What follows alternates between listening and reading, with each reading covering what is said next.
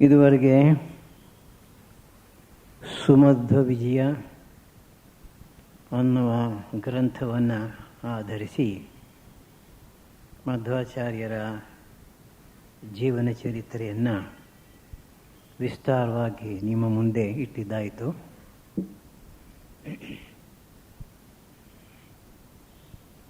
ಈಗಾಗಲೇ ಹೇಳಿದ ಹಾಗೆ ಮಹಾಪುರುಷರ ಜೀವನಗಳಲ್ಲಿ ಎಷ್ಟೋ ಸಲ ಅದ್ಭುತ ಘಟನೆಗಳು ನಡೆಯುತ್ತವೆ. ಈಗಿನ ಕಾಲದಲ್ಲಿ ಜನ ಅದನ್ನು ನಂಬದೇ ಇರಬಹುದು. ಆದರೆ ಸಂಪ್ರದಾಯವಿದರು ಹೇಳೋದು, ನಮಗೆ ನಿಮಗೆ ಆಗದೆ ಹೋದರೆ ಮಹಾಪುರುಷರಿಗಾಗೋಲ್ಲ ಅಂತ ಹೇಗೆ ಹೇಳ್ತೀರಿ? ಸ್ವಾಮಿ ವಿವೇಕಾನಂದ ಒಂದು ಕಡೆ ವಿವರಣೆ ಕೊಡ್ತಾರೆ. ಸಾಮಾನ್ಯವಾಗಿ ಈ ಪ್ರಪಂಚದಲ್ಲಿ ಕಾರ್ಯಕಾರಣ ಭಾವ ಇರುತ್ತೆ, ಕಾಸ್ ಆ್ಯಂಡ್ ಎಫೆಕ್ಟ್. ಕೆಲವು ಸಲ ಕಾಸು ಎಫೆಕ್ಟು ಎರಡೂ ಗೊತ್ತಿರುತ್ತೆ. ಕೆಲವು ಸಲ ಎಫೆಕ್ಟ್ ಗೊತ್ತಾದಾಗ ಕಾಸ್ ಅಥವಾ ಕಾರಣವನ್ನು ಕಂಡುಹಿಡಿತೇವೆ. ಕೆಲವು ಸಲ ಏನಾಗುತ್ತೆ ಅಂತಂದರೆ ಪರಿಣಾಮ ಎಫೆಕ್ಟ್ ಅದನ್ನು ಮಾತ್ರ ನೋಡ್ತೇವೆ, ಅದರ ಮೂಲ ಕಾರಣ ಏನು ಅನ್ನೋದು ಏನು ಮಾಡಿದ್ರೂ ಕೂಡ ಗೊತ್ತಾಗಲ್ಲ. ಅಂಥ ಸಮಯದಲ್ಲಿ ಅದನ್ನು ಮಿರಾಕಲ್ ಅಂತ ಕರೀತೇವೆ ಅಂತ ಸ್ವಾಮೀಜಿ ಹೇಳ್ತಾರೆ. ಎಫೆಕ್ಟ್ ಕಾಣಿಸ್ತಾ ಇದೆ, ಕಾಸ್ ಗೊತ್ತಿಲ್ಲ. ಆದರೆ ಹಾಗಂದ ಮಾತ್ರಕ್ಕೆ ಕಾಸ್ ಅಥವಾ ಕಾರಣ ಇಲ್ಲ ಅಂತ ಭಾವಿಸಬಾರ್ದು. ಇದೇ ನಮಗೆ ಗೊತ್ತಿಲ್ಲ ಅಷ್ಟೇ. ಏನೇ ಆಗಲಿ, ಈ ಪ್ರಪಂಚದಲ್ಲಿ ಮಹಾಪುರುಷರ ಜೀವನಗಳಲ್ಲಿ ಎಷ್ಟೋ ಅದ್ಭುತಗಳು ನಡೆದಿವೆ. ಅದನ್ನು ಕಣ್ಣಾರೆ ಕಂಡವರಿದ್ದಾರೆ. ಆದ್ದರಿಂದ ಅದು ಇಲ್ಲ ಅಂತ ಹೇಳಲಿಕ್ಕೆ ಸಾಧ್ಯವಿಲ್ಲ. ಹಿಂದೆ ಹೇಳಿದ್ದೇನೆ, ಮತ್ತೊಮ್ಮೆ ಜ್ಞಾಪಿಸ್ಕೋಬಹುದು. ಒಮ್ಮೆ ಒಬ್ಬ ಭಕ್ತರು ಫೋಟೋಗ್ರಾಫರ್ನ ಕರ್ಕೊಂಬಂದರು ಯತೀಶ್ವರಾಂಜಿ ಬಳಿಗೆ. ಮಧ್ಯಾಹ್ನ ಸುಮಾರು 3 ಗಂಟೆ. ಸ್ವಾಮೀಜಿಗೆ ಮುಂಚೆನೇ ತಿಳಿಸಿರಲಿಲ್ಲ, ಹೀಗೆ ನಾನು ಕರ್ಕೊಂಬರ್ತಾ ಇದ್ದೀನಿ ಫೋಟೋಗ್ರಾಫರ್ನ ಅಂತ. ಸರಿ, ನೇರವಾಗಿ ಹೋಗಿ ಹೇಳಿದ್ರು, ನಾನು ಫೋಟೋಗ್ರಾಫರ್ನ ಕರ್ಕೊಂಬಂದಿದ್ದೇನೆ, ತಾವು ಬರಬೇಕು, ನಿಮ್ಮ ಫೋಟೋ ತೆಗಿತೀವಿ ಅಂತ. ಓ, you want to take my photo? All right ಅಂತ ಹೇಳಿ ನಕ್ಬಿಟ್ಟು ಬಂದರು. ಕುರ್ಚಿ ಹಾಕಿದ್ರು, ಕೂಡಿಸಿದ್ರು.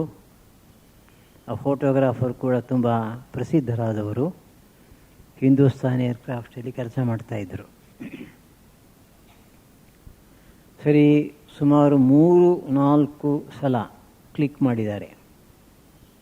ಅನಂತರ ಮನೆಗೆ ತಗೊಂಡು ಹೋಗಿ ಅದನ್ನು ತಯಾರು ಮಾಡಲಿಕ್ಕೆ ನೋಡಿದಾಗ ಈ 3-4 ಫೋಟೋಗಳು ಒಂದೂ ಬಂದಿಲ್ಲ. ಆದರೆ ಹಿಂದಿಂದ ಬಂದಿದೆ, ಮುಂದಿಂದ ಬಂದಿದೆ. ಅವರಿಗೆ ಸ್ವಲ್ಪ ಗಾಬರಿ ಆಯಿತು.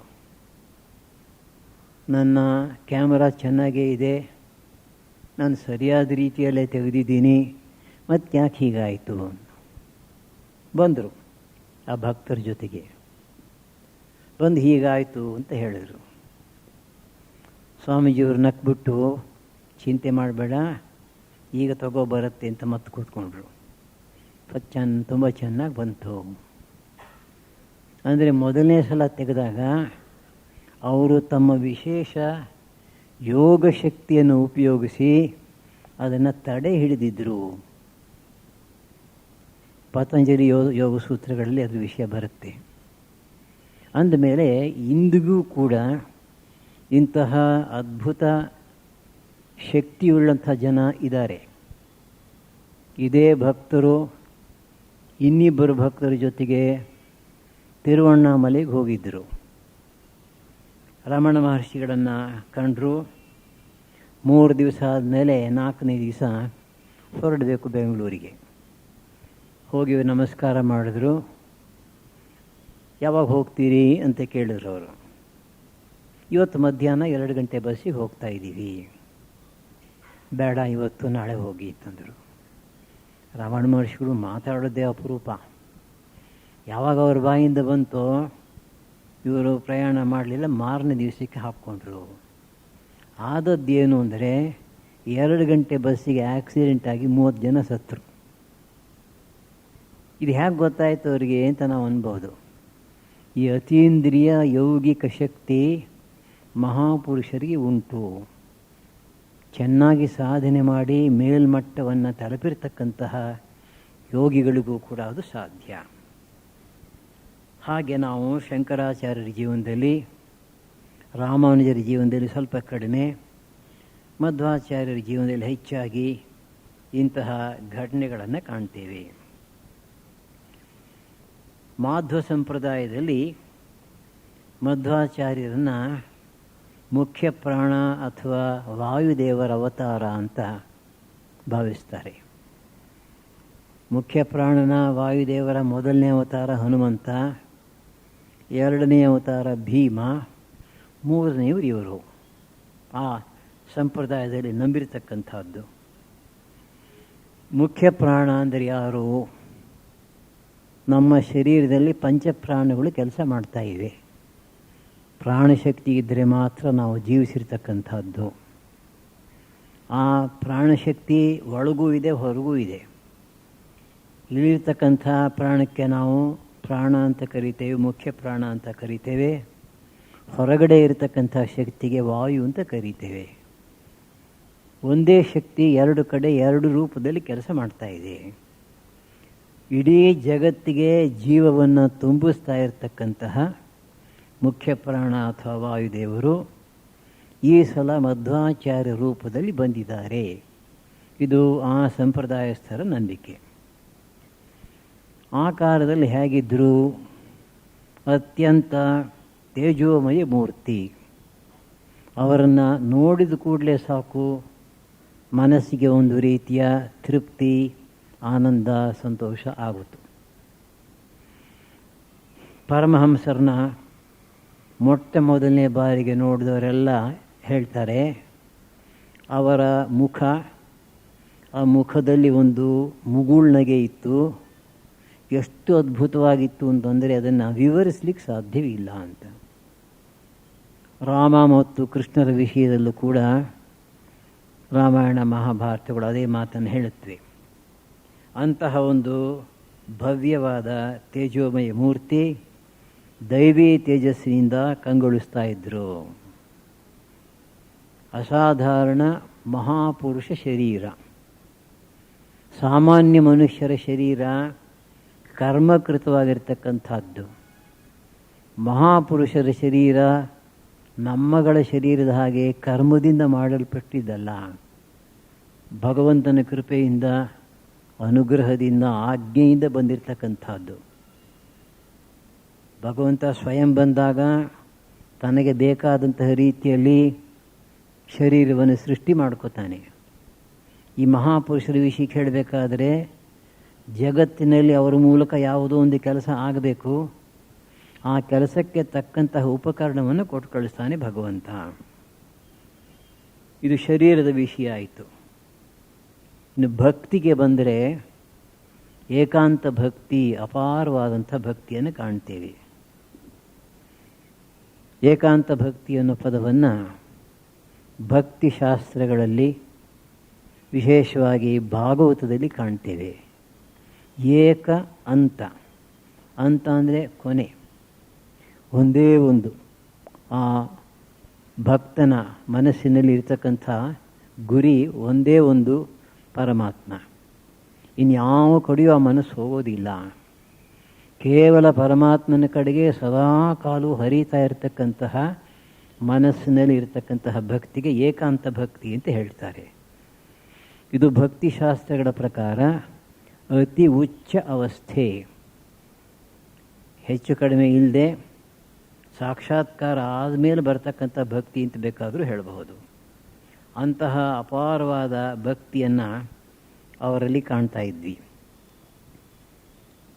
ಚಿಕ್ಕ ಹುಡುಗನಾಗಿರುವಾಗಲೇ, ಚೆಂಡಿನ ಆಟ ಆಡ್ತಾ ಇದ್ದಾಗಲೇ ಇದ್ದಕ್ಕಿದ್ದ ಹಾಗೆ ಕೃಷ್ಣನನ್ನು ನೆನೆಸ್ಕೊಂಡು, ಹುಡುಗ ಕೃಷ್ಣ ಚಿಕ್ಕ ಹುಡುಗ, ಆಟ ಆಡ್ತಾ ಇದ್ದಾನೆ ಗೋಕುಲದಲ್ಲಿ.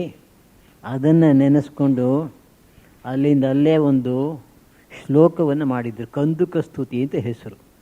ಅನಂತರ ಅದರ ಬಗ್ಗೆ ವಿಸ್ತಾರವಾಗಿ ಹೇಳ್ತೀನಿ.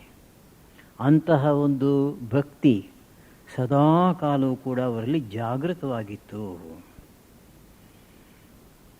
ಇದಲ್ಲದೆ ತಮ್ಮ ವಿಶೇಷ ಶಕ್ತಿಯಿಂದ, ಯೋಗ ಶಕ್ತಿಯಿಂದ, ಭಕ್ತಿಯಿಂದ ಅವರು ಪಡ್ಕೊಂಡಂತಹ ಪರಮಾತ್ಮನ ಅನುಗ್ರಹದ ಮೂಲಕ ಬೇಕಾದಷ್ಟು ಪವಾಡಗಳನ್ನು ನಡೆಸಿದ್ರು. ಇಲ್ಲಿ ಒಂದು ಪ್ರಶ್ನೆ ಬರುತ್ತೆ, ಈ ಮಹಾಪುರುಷರು ಪವಾಡಗಳನ್ನು ಯಾತಕ್ಕೋಸ್ಕರ ನಡೆಸ್ತಾ ಇದ್ರು? ಅದು ಬೇಕಿರಲಿಲ್ವಲ್ಲ ಅವರಿಗೆ? ಅವರಿಗೆ ಬೇಕಿರಲಿಲ್ಲ, ನಮಗೆ ಬೇಕಿತ್ತು. ಎರಡು ಕಾರಣ. ಒಂದು, ಪವಾಡ ಶಕ್ತಿ ಇರತಕ್ಕಂಥವರು ಜನರಿಗೆ ಆ ಶಕ್ತಿಯನ್ನು ಉಪಯೋಗಿಸಿ ಉಪಕಾರ ಮಾಡ್ತಾಯಿದ್ರು. ತಪೋಯಜ್ಞ ಅಂತ ಕರಿಬಹುದು ಇದನ್ನು, ಭಗವದ್ಗೀತೆಯಲ್ಲಿ ಹೇಳಿರೋ ಹಾಗೆ. ಇದು ಒಂದು ರೀತಿಯ ಯಜ್ಞ, ತಪಸ್ಸಿನ ಮೂಲಕ ಆಗ್ತಕ್ಕಂಥ ಯಜ್ಞ ಇದು. ಯಾರೋ ಒಬ್ಬ ವ್ಯಕ್ತಿ ಇದ್ದಾನೆ, ತುಂಬ ಕಷ್ಟದಲ್ಲಿದ್ದಾನೆ. ಅದು ಕಾಯಿಲೆ ಇರಬಹುದು, ಇನ್ಯಾವುದೋ ಒಂದು ತೊಂದರೆ ಇರಬಹುದು. ಮನುಷ್ಯ ಪ್ರಯತ್ನವನ್ನೆಲ್ಲ ಮಾಡಿದ್ದಾಯಿತು, ಆದರೂ ಕೂಡ ಆ ತೊಂದರೆ ಹೋಗ್ತಾ ಇಲ್ಲ. ಆಗ ಭಗವಂತನ ಕೃಪೆಯಿಂದ ಹೋಗಬೇಕು, ಸಕಾಮ ಕರ್ಮಗಳ ಮೂಲಕ ಹೋಗಬೇಕು ಆ ತೊಂದರೆ, ಅಥವಾ ಇಂತಹ ಮಹಾಪುರುಷರ ಸಾನ್ನಿಧ್ಯದಿಂದ ಶಕ್ತಿಯಿಂದ ಹೋಗಬಹುದು. ಆದ್ದರಿಂದ ಇವರೇನು ಮಾಡ್ತಾಯಿದ್ರು, ಪವಾಡಗಳನ್ನು ಜನಗಳಿಗೆ ಉಪಕಾರ ಮಾಡೋದಕ್ಕಾಗಿ ಉಪಯೋಗಿಸ್ತಾ ಇದ್ದರು. ಇನ್ನು ಕೆಲವು ಸಲ ಜನಸಾಮಾನ್ಯರಿಗೆ ಆಧ್ಯಾತ್ಮಿಕ ತತ್ವಗಳನ್ನು ಬೋಧಿಸಿದರೆ ತಲೆ ಒಳಗೆ ಹೋಗೋದಿಲ್ಲ, ಬೇಕಾಗುವುದಿಲ್ಲ ಅವರಿಗೆ. ಅಂತಹ ಸಮಯದಲ್ಲಿ ಈ ರೀತಿ ಅದ್ಭುತವಾದ ಪವಾಡಗಳನ್ನು ನಡೆಸಿದರೆ ಇವರಲ್ಲಿ ನಂಬಿಕೆ ಬರುತ್ತೆ. ನಂಬಿಕೆ ಬಂದಾಗ ಇವರು ಏನನ್ನು ಹೇಳ್ತಾರೋ ಅದರಂತೆ ನಡ್ಕೋತಾರೆ ಜನ. ಅವರೇನಪ್ಪ ಮಹಾತ್ಮರು, ಅವ್ರು ಹೇಳಿಬಿಟ್ಟಿದ್ದಾರೆ, ಅವ್ರ ಮಾತನ್ನು ಮೀರೋ ಹಾಗಿಲ್ಲ, ನಡೆಸ್ಕೊಂಡು ಹೋಗಬೇಕು ಅಂತ. ಈ ಎರಡೂ ದೃಷ್ಟಿಯಿಂದ ನಾವು ಅವರ ಜೀವನವನ್ನು ನೋಡಬಹುದು. ಇದರಲ್ಲಿ ತುಂಬ ವಿಶೇಷವಾಗಿರ್ತಕ್ಕಂಥದ್ದು ಅಂತಂದರೆ ವೇದ ಮಂತ್ರ ಸಿದ್ಧಿ. ವೇದ ಮಂತ್ರಗಳಲ್ಲಿ ಅಪಾರವಾದಂತಹ ಶಕ್ತಿ ಇದೆ. ಸರಿಯಾದ ರೀತಿಯಲ್ಲಿ ವೇದಗಳನ್ನು ಉಚ್ಚಾರ ಮಾಡಿದರೆ, ಸ್ವರಸಹಿತವಾಗಿ, ಸ್ವರ ತಪ್ಪದೆ ಶ್ರದ್ಧೆಯಿಂದ ಅರ್ಥವನ್ನು ತಿಳ್ಕೊಂಡು ಅನುಸಂಧಾನ ಮಾಡಿದ್ರೆ ಆ ಶಕ್ತಿ ಪ್ರಕಟಿತವಾಗುತ್ತೆ. ರಾಘವೇಂದ್ರ ಸ್ವಾಮಿಗಳ ಜೀವನದಲ್ಲಿ ಕೂಡ ಕಾಣ್ತೇವೆ. ಯಾರ್ದೋ ಒಬ್ಬರು ಮನೆಗೆ ಹೋಗಿದ್ದಾರೆ, ದೊಡ್ಡ ಔತಣ ನಡೀತಾ ಇದೆ. ಇದು ಹಶು ಅಂದರೆ ಹಶು, ಬಾಧೆ ತಡಿಲಿಕ್ಕಾಗ್ತಾ ಇಲ್ಲ. ಎಲ್ಲರಿಗೂ ಊಟ ಹಾಕುವಾಗ ನನಗೂ ಊಟ ಹಾಕ್ತಾರೆ ಅಂತ ಒಂದು ಕಡೆ ಕೂತಿದ್ದಾರೆ. ಸರಿ, ಅಲ್ಲಿಯ ಪುರೋಹಿತರು ಬಹಳ ಜೋರು ಮನುಷ್ಯ ಬಂದು ನೋಡಿದ್ರು, ಈ ದಾಂಡಿಗ ಕೂತಿದ್ದಾನೆ, ಅವನು ಕೆಲಸ ಮಾಡಿದೆ ಅಂಥೇಳಿ ಅವನು ಕರೆದ್ಬಿಟ್ಟು ಇಷ್ಟು ದಪ್ಪ ಗಂಧದ ಕೊರಡನ್ನು ಕೊಟ್ಟು ಇದನ್ನು ಉಜ್ಜು, ಗಂಧ ಮಾಡು ಅಂತ ಹೇಳ್ಬಿಟ್ಟು ಹೊರಟೋದ್ರು. ಅಯ್ಯೋ ದೇವರೇ, ಒಂದು ತುತ್ತು ಅನ್ನಕ್ಕಾಗಿ ನಾನು ಇಷ್ಟೆಲ್ಲ ಸಹಿಸಬೇಕಾಯ್ತಲ್ಲ ಅಂತ ಪಾಪ ಮನಸ್ಸಿನಲ್ಲಿ ಕೊರಕೊಂಡು ಗಂಧ ತೇಯಲಿಕ್ಕೆ ಶುರು ಮಾಡಿದ್ರು. ಹಾಗೆ ಗಂಧ ತೇಯ್ತಾ ಇದ್ದಾಗ ಅಗ್ನಿ ಸೂಕ್ತವನ್ನು, ಋಗ್ವೇದದಲ್ಲಿ ಬರ್ತಕ್ಕಂತಹ ಅಗ್ನಿ ಸೂಕ್ತವನ್ನು ಹೇಳಿಕೊಂಡು ಮಾಡಿದ್ರು. ಅದರ ಪರಿಣಾಮ ಏನಾಯಿತು ಅಂತಂದರೆ ಆ ಶ್ರೀಗಂಧ ತುಂಬ ಅಗ್ನಿಯೇ. ಅದನ್ನು ಯಾರ್ಯಾರು ಮೈಗೆ ಹಚ್ಕೊಂಡ್ರೋ ಅವರೆಲ್ಲ ಉರಿಯಿಂದ ಬಾಧೆ ತಡೀಲಾರದೆ ಒದ್ದಾಡಿದ್ರು. ಅನಂತರ ಈ ವಿಷಯ ಯಜಮಾನನವರೆಗೂ ಹೋಯಿತು. ಅಲ್ಲಿದ್ದಂಥ ಕೆಲವರು ಬುದ್ಧಿವಂತರಾದ ಬ್ರಾಹ್ಮಣರು ಭಾವಿಸಿದ್ರು ಏನೋ ಹೆಚ್ಚು ಕಡಿಮೆ ಆಗಿದೆ ಅಂತ. ಅವರಲ್ಲಿ ಯಾರೋ ಒಬ್ಬರು ಹೇಳಿದ್ರು, ಈ ಮನುಷ್ಯ ಅದನ್ನು ತೇಯ್ತಾ ಇದ್ದಾಗ ಅಗ್ನಿ ಸೂಕ್ತ ಹೇಳ್ತಾ ಇದ್ದ ಅಂತ. ಹಾಗಾದರೆ ಇವರು ಮಹಾಪುರುಷರು, ಇವರಿಗೆ ಸಿದ್ಧಿಯಾಗಿದೆ ಅಂಥೇಳಿ ಅವ್ರ ಪಾದಕ್ಕೆ ಬಿದ್ದರಂತೆ. ಅವರಿಗೆ ತುಂಬ ದುಃಖವಾಯಿತಂತೆ. ಆಮೇಲೆ ಅವರು ಪರ್ಜನ್ಯ ಜಪ ಮಾಡಿಸಿ ಇದನ್ನು ಹೋಗಲಾಡಿಸಿದ್ರು ಅಂತ ಕಥೆ. ಅಂದರೆ ಈ ವೇದ ಮಂತ್ರಗಳಲ್ಲಿ ಅಪಾರವಾದಂತಹ ಶಕ್ತಿ ಇದೆ ಅಂತ ಅನ್ನೋದನ್ನು ಇವರು ಸಾಕ್ಷಾತ್ತಾಗಿ ಜೀವನದಲ್ಲಿ ಮಾಡಿ ತೋರಿಸಿದ್ರು. ಒಬ್ಬ ಶೂದ್ರ ರಾಜ ವೇದಗಳನ್ನು ತೆಗಳ್ತಾ ಇದ್ದ. ಅಂಥ ಸಮಯದಲ್ಲಿ ಅವನ ಆಸ್ಥಾನಕ್ಕೆ ಹೋಗಿ ವೇದಗಳಲ್ಲಿ ಶಕ್ತಿ ಇದೆ ಅನ್ನೋದನ್ನು ತೋರಿಸಿದ್ದಾರೆ. ಅಂಗೈಯಲ್ಲಿ ಬೀಜಗಳನ್ನಿಟ್ಕೊಂಡು ವೇದ ಮಂತ್ರಗಳನ್ನು ಹೇಳಿ ಆ ಬೀಜಗಳು ಮೊಳೆತು ಗಿಡವಾಗಿ ಹಣ್ಣನ್ನು ಕೊಟ್ಟಿದ್ದು ಕೂಡ ಅವ್ರ ಜೀವನದಲ್ಲಿ ಬರುತ್ತೆ. ಅಂಥ ಒಂದು ಅಪಾರವಾದ ಮಂತ್ರಶಕ್ತಿಯನ್ನು ಅವರಲ್ಲಿ ಕಾಣ್ತೇವೆ. ಇವರು ಯಾವುದನ್ನು ಕೂಡ ಹುಟ್ಟುವಾಗಲೇ ಸುಲಭವಾಗಿ ಪಡೀಲಿಲ್ಲ. ಮಹಾಪುರುಷರಾಗಿದ್ದರೂ ಕೂಡ ತಪಸ್ಸನ್ನೂ ಮಾಡಿದ್ರು. ಶ್ರೀರಾಮಕೃಷ್ಣ ಜೀವನದಲ್ಲೇ ಕಾಣ್ತೇವೆ, ಅದ್ಭುತವಾದ ತಪಸ್ಸನ್ನು ಮಾಡ್ತಾರವರು. ಒಮ್ಮೆ ತುರಿಯಾನಂದರು ವಿರಜಾನಂದರಿಗೆ ಒಂದು ಮಾತನ್ನು ಹೇಳ್ತಾರೆ, ನೋಡು, ಪರಮಹಂಸರು ಎಷ್ಟು ತಪಸ್ಸನ್ನು ಮಾಡಿದ್ರೋ ಆ ತಪಸ್ಸನ್ನು ಮಾಡ್ತಕ್ಕಂಥ ಶಕ್ತಿ ನಮಗಿಲ್ಲ. ನಾವು ಏನು ತಪಸ್ಸು ಮಾಡಿದ್ದೀವೋ ಅದನ್ನು ಮಾಡ್ತಕ್ಕಂಥ ಶಕ್ತಿ ನಿನಗಿಲ್ಲ ಅಂತ. ಆಮೇಲೆ ಹೇಳಿದ್ರು, ಮುಂದೆ ನಿನ್ನ ಶಿಷ್ಯರು ಬರ್ತಾರೆ, ನೀನು ಮಾಡಿದಂಥ ತಪಸ್ಸನ್ನು ಮಾಡಲಿಕ್ಕೆ ಅವ್ರ ಕೈಲಿ ಸಾಧ್ಯವಿಲ್ಲ ಅಂತ. ಅದಕ್ಕೆ ನಾನು ಆರಾಮಾಗಿ ಕೂತಿದ್ದೀನಿ, ನಮ್ಮ ಗುರುಗಳೆಲ್ಲ ತಪಸ್ಸು ಮಾಡಿಬಿಟ್ಟಿದ್ದಾರೆ, ನಾನು ಮಾಡಬೇಕಾದ್ದೇನೂ ಇಲ್ಲ ಅಂತ. ಅಂದರೆ ಆ ತಪಸ್ಸಿನಿಂದ ಎರಡು ಕೆಲಸ ಆಗುತ್ತೆ. ಒಂದು, ನಮ್ಮ ವೈಯಕ್ತಿಕ ಆಧ್ಯಾತ್ಮಿಕ ಜೀವನಕ್ಕೆ ಸಹಾಯವಾಗುತ್ತೆ. ಎರಡನೆಯದಾಗಿ ಲೋಕೋಪಕಾರ. ಜಗತ್ತಿನಲ್ಲಿ ಯಾವುದನ್ನು ಪಡೆಯಬೇಕಾದರೂ ಕೂಡ ತಪಸ್ಸಿನ ಮೂಲಕ ಮಾತ್ರ ಸಾಧ್ಯ. ಅಂದರೆ ಕಷ್ಟಪಡಬೇಕು ಅಂತ. ಆಯಾ ಕ್ಷೇತ್ರದಲ್ಲಿ ಮಾಡ್ತಕ್ಕಂಥ ಏನು ಕಷ್ಟಪಡ್ತೀವೋ ಅದೇ ತಪಸ್ಸು. ಅಂತಹ ಅದ್ಭುತವಾದ ತಪಸ್ಸನ್ನು ಕೂಡ ಅವರ ಜೀವನದಲ್ಲಿ ಕಾಣ್ತೇವೆ. ಯಾವುದಾದ್ರೂ ಒಂದು ತೀರ್ಥಕ್ಷೇತ್ರಕ್ಕೆ ಹೋದರೆ, ಕಾಡಿಗೆ ಹೋದರೆ, ಬೆಟ್ಟಕ್ಕೆ ಹೋದರೆ ಹೇಗಾದರೂ ಅವಕಾಶ ಮಾಡಿಕೊಂಡು ತಪಸ್ಸಿಯ ಧ್ಯಾನಕ್ಕೆ ಕುಳಿತು ಬಿಡ್ತಾಯಿದ್ರು. ಅದ್ಭುತವಾದಂತಹ ಧ್ಯಾನ ಶಕ್ತಿ ಅವರಲ್ಲಿತ್ತು. ಇದರ ಜೊತೆಗೆ ಅಪಾರವಾದ ಜ್ಞಾನ ಭಾಂಡಾರ. ಎಲ್ಲಿಂದ ಬಂತು ಆ ಜ್ಞಾನ ಯಾರಿಗೂ ಹೇಳಲಿಕ್ಕಾಗಲ್ಲ, ಅಷ್ಟು ಅದ್ಭುತವಾಗಿರ್ತಕ್ಕಂಥ ಜ್ಞಾನ.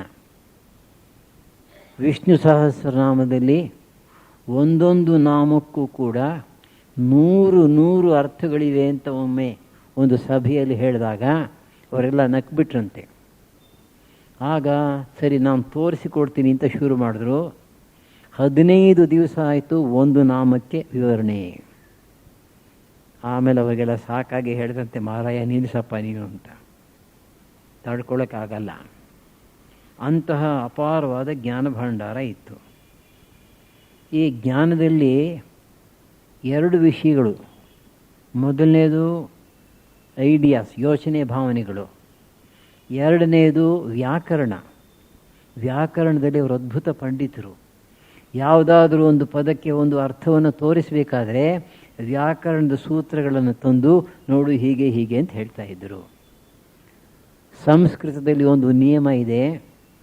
ಸಂಸ್ಕೃತದ ಪ್ರತಿಯೊಂದು ಶಬ್ದವೂ ಕೂಡ ಮೂಲ ಧಾತುವಿನಿಂದ ಬಂದಿದೆ. ಧಾತು ಅಂದರೆ ಕ್ರಿಯಾಪದದ ಮೂಲ ರೂಪ. ಈ ಸಂಸ್ಕೃತ ಡಿಕ್ಷನರಿ ತೆಗೆದ್ರೆ ಸಾಮಾನ್ಯವಾಗಿ ಅದನ್ನು ಹಾಕಿರ್ತಾರೆ ಅಲ್ಲಿ. ಈಗ ತೀರ್ಥ, ತೀರ್ಯತೆ ಅನೇನ ಇತಿ ತೀರ್ಥಂ.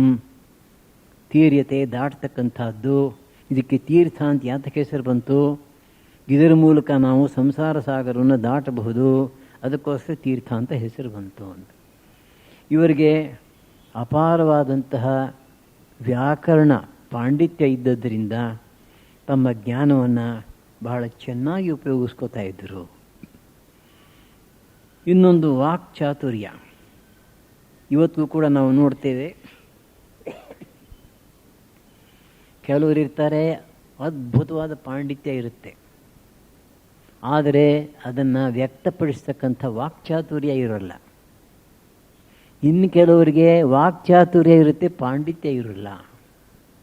ಹಾಗೆಯೇ ಕೆಲವರು ಬಹಳ ಚೆನ್ನಾಗಿ ಬರೆಯಬಲ್ಲರು, ಚೆನ್ನಾಗಿ ಮಾತನಾಡೋಕ್ಕೆ ಬರಲ್ಲ. ಕುವೆಂಪು ಅದ್ಭುತವಾಗಿ ಬರೀತಾ ಇದ್ದರು, you are not a good speaker. ಅದೇ ರೀತಿ ಬೇರೆಯವರು ನಾವೇ ಕೇಳಿದ್ದೀವಿ, ಹೆಸರು ಹೇಳಲ್ಲ, ತುಂಬ ಚೆನ್ನಾಗಿ ಮಾತನಾಡೋರು, ಆದರೆ ಪಾಂಡಿತ್ಯ ಬಹಳ ಬಹಳ ಕಡಿಮೆ. ಇವರಲ್ಲಿ ಹಾಗಲ್ಲ.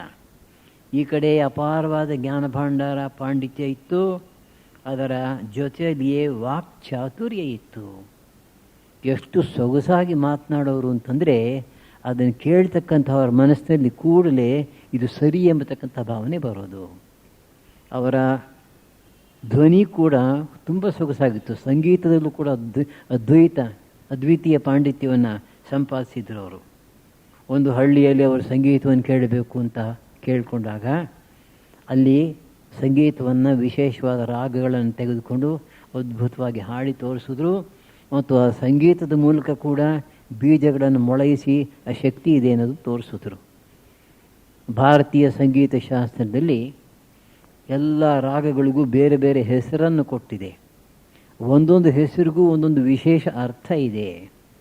ಅಂದಮೇಲೆ ಆ ರಾಗದಲ್ಲಿ ಆ ಅರ್ಥವನ್ನು ಉಂಟು ಮಾಡ್ತಕ್ಕಂಥ ಶಕ್ತಿ ಇದೆ ಅಂತಾಯಿತು. ತೀಕ್ಷ್ಣವಾದ ಬುದ್ಧಿ. ಎಷ್ಟೋ ಸಲ ನಾವು ವಿಷಯಗಳನ್ನು ಸರಿಯಾಗಿ ಅರ್ಥ ಮಾಡಿಕೊಳ್ಳದೆ ತಿಳ್ಕೊಂಡಾಗ ಮಾತಾಡ್ತೇವೆ. ಒಂದು ಸಣ್ಣ ಉದಾಹರಣೆ ಕೊಡಬೇಕಾದ್ರೆ ನಾವು ಮಕ್ಕಳಿಗೆ ಹೇಳಿಕೊಡ್ತೇವೆ. ಗಣಿತ 4 3 12. ಅವನು ಕೂಡ 4 3 12 ಅಂತಾನೆ. ಒಂದು ಕಥೆ ಜ್ಞಾಪಕ ಬರುತ್ತೆ. ಯಾರೋ ಗಲ್ಫ್ ಕಂಟ್ರೀಸಿಗೆ ಹೋಗಿದ್ರಂತೆ. ಒಬ್ಬ ಹುಡುಗನ ಕೇಳಿದ್ರಂತೆ 4 3 ಎಷ್ಟು ಅಂದ್ರಂತೆ. ಅವನು ಜೋಬಿಂದ ಕ್ಯಾಲ್ಕುಲೇಟರ್ ತೆಗೆದು ಹೀಗೀಗೆ ಮಾಡಿ 12 ಅಂತ ಹೇಳಿದ್ನಂತೆ. ಒಂದು 15 ದಿವಸ ಆದಮೇಲೆ ಅದೇ ಹುಡುಗ ಸಿಕ್ಕಿದ್ನಂತೆ ದಾರಿನಲ್ಲಿ. 3 4 ಎಷ್ಟು ಅಂತ ಕೇಳಿದ್ರಂತೆ. ಏನು ಮಾಡೋದು ಕೂಡ ಅಲ್ಲಿ ಬ್ಯಾಟ್ರಿ ಇಲ್ಲ, ಕೆಲಸ ಮಾಡ್ತಾ ಇಲ್ಲ. ಇಲ್ಲಿ ಬ್ಯಾಟ್ರಿ ಮುಂಚೆನೇ ಇಲ್ಲ. ಹಾಗಾಗಿ ಅವನಿಗೆ ಹೇಳಲಿಕ್ಕೆ ಆಗಲಿಲ್ಲ. ಅದು ಕಥೆ ಅಂತ ಇಟ್ಕೊಳ್ಳಿ. ಅಂದರೆ 4 3 12 ಅಂತಂದರೆ ಅದರ ಒಂದು ಪರಿಕಲ್ಪನೆ ಮನಸ್ಸಿಗೆ ಹತ್ತಬೇಕು. 4 ಅಂದ್ರೇನು, 3 ಅಂದ್ರೇನು, 4ಅನ್ನು 3 ಸಾರಿ ಹಾಕಿದ್ರೆ 12 ಹಾಕುತ್ತೆ ಅನ್ನೋದನ್ನೇ ತೋರಿಸಿಕೊಡ್ಬೇಕಾಗತ್ತೆ. ಅದು ಬುದ್ಧಿಶಕ್ತಿಯಿಂದ ಆಗ್ತಕ್ಕಂಥದ್ದು. ಯಾವ ವಿಷಯವನ್ನೇ ಆಗಲಿ ನಾವು ವಿಚಾರ ಮಾಡ್ತಾ ಹೋದರೆ ಅದರ ಸ್ಪಷ್ಟವಾದ ಒಂದು ಚಿತ್ರ ಕಲ್ಪನೆ ನಮ್ಮ ಮನಸ್ಸಿಗೆ ಬರುತ್ತೆ. ಅಂತಹ ಬುದ್ಧಿಶಕ್ತಿಯನ್ನು ಬೆಳೆಸ್ಕೋಬೇಕು. ವಿದ್ಯಾಭ್ಯಾಸದಲ್ಲಿ ವಿದ್ಯಾಕ್ಷೇತ್ರದಲ್ಲಿ ಬೇಕಾಗಿರ್ತಕ್ಕಂಥದ್ದು ತೀಕ್ಷ್ಣ ಬುದ್ಧಿ, ಯೋಚನೆ ಮಾಡತಕ್ಕಂಥ ಶಕ್ತಿ. ಅದನ್ನು ಇವರಲ್ಲಿ ಅತ್ಯಂತ ತೀಕ್ಷ್ಣವಾಗಿ ಕಾಣ್ತಾ ಇದ್ವಿ. ಎಲ್ಲದರ ಜೊತೆಗೆ ಅಸೀಮ ದೇಹ ಬಲ.